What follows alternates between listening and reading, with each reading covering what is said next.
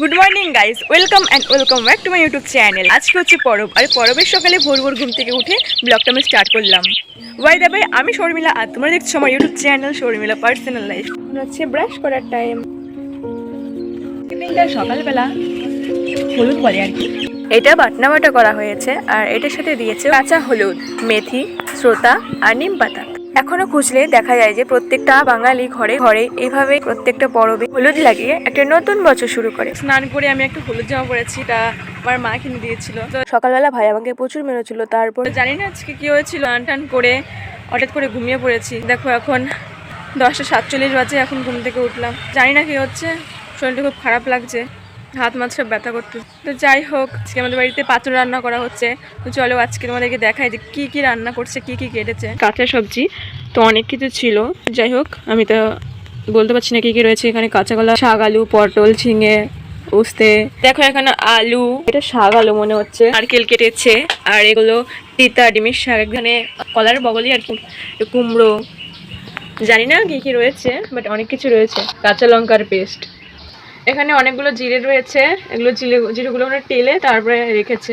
আর এখানে দেখো এগুলো হচ্ছে সিমের দানা, ভাজা করেছিল কালকে, ভাজা করে ছাড়িয়ে তারপরে এখানে ভিজিয়ে রেখেছে নরম হওয়ার জন্য। আর এটা হচ্ছে সেই মেথি, সকালে যেটা মুখে লাগিয়েছিলাম, মেথি, নিম পাতা রয়েছে, অনেক কিছু রয়েছে এর মধ্যে, বিশেষ করে কাঁচা হলুদ। এখানে দেখো পটল রয়েছে, আর এখানে হাঁড়িতে কি হচ্ছে কে জানে, ছোলা আর মটর সিদ্ধ হচ্ছে। আর এই কড়াইতে এতক্ষণ এঁচোড় সিদ্ধ হচ্ছিল। আর এখানে দেখো কি বলে, এটা সেজনা রয়েছে, উচ্ছে, বেগুন, সব কিছু দিতে হয়, ডাটা রকমের জিনিসপত্র এখানে। আর এটা হচ্ছে জিরে বাটা, আদা বাটা, মনে হচ্ছে জাস্ট জিরে বাটা। এখানে জানি না যে কি কি কাটা হয়েছে, কিন্তু অনেক ধরনের জিনিস কাটা হয়েছে, যেটা দেখতে অনেকই সুস্বাদু লাগছে। কখন হবে সেটার অপেক্ষা রয়েছে। ফাইনালি টোটালি তো আমি জানি না যে কি কি রয়েছে, অনেক কিছু রয়েছে। এটার নাম হচ্ছে পাচন, তো পাচনটা রান্না হয়নি। তো দেখো রান্না হচ্ছে, কিন্তু রান্নাঘরটা খুবই এলোমেলো হয়ে রয়েছে, একটু গুছিয়ে নিতে হবে। আমার ভাইয়ের জন্য মানুষ রয়েছে, ও জন্মের পর থেকে প্রত্যেকবারই ঠাকুর বাড়িতে পুজো দেয় এই চড়ক পুজোর সময়। তো দেখো এবার বেশি কিছু করতে পারিনি, যার কারণে শুধু মিষ্টির দোকান থেকে কিছু প্রসাদ কিনে এনেছে।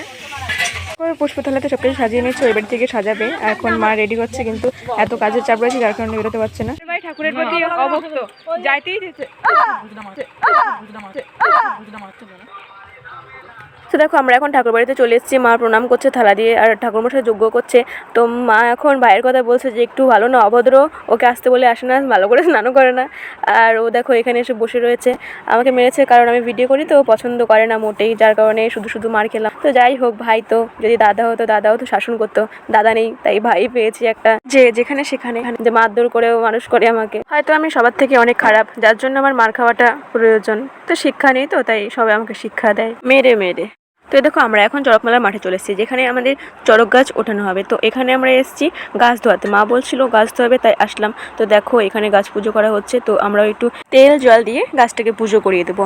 তো চলো একটু পুজো করিয়ে দিই। তো মা দেখো আমাকে হাতে সর্ষের তেল দিল, তো ভাইকেও দিয়েছিল, ভাই গাছে লাগিয়ে দিয়ে, তো আমি গাছের মাথাটাতে একটু সর্ষের তেল লাগিয়ে দিয়েছি, তো একটু গাছেও লাগিয়ে দিচ্ছি। আর একটু গঙ্গার জল দিয়েও দিতে হয়, তারপর একটু ফুল চন্দন দিয়ে তারপরে আমরা এখন চড়ক গাছের চারপাশে ঘুরছি। দেখো ভাইও আছে পেছনে, অবশ্য ভাই জানে না যে ভিডিও করছি, নাহলে পটাশ করে দিয়ে দিত। তো এই যে গাছ সামনে দিয়ে ঘুরছি, মা সামনে সামনে আছেন, পেছনে পেছনে আছি। আর ওই সামনে দেখতে পাচ্ছ, সামনে ওইখানে সবাই ওখানে পুজো করছে, প্রসাদ মুসাদ অনেক কিছু আছে, পয়সা দেয়। এখানে জানো পয়সা দেওয়ার আগেই পয়সা তুলে নিয়ে যায়, এটা বেশ আজব ব্যাপার, তাই না? দেখো তোমাদেরকে আমি বলছিলাম যে এখানে সবাই পুজো করে, তো দেখো সবাই এখানে পুজো করছে।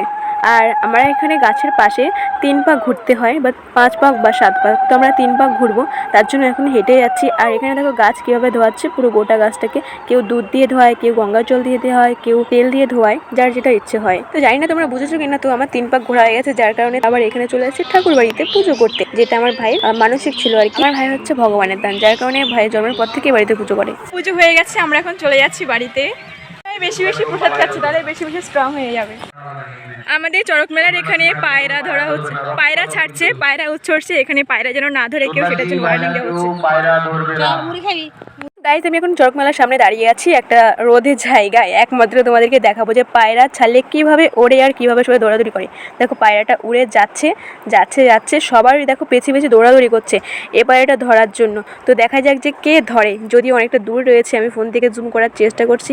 দেখো ধরে ফেলেছে পায়রাটাকে একজনা, দেখো। তো এইটা দিয়ে আরেকটা পায়রা ছিল যেটা নারকেল গাছের ওপরে উঠেছে, এখন এই নারকেল গাছে উঠে পড়েছে।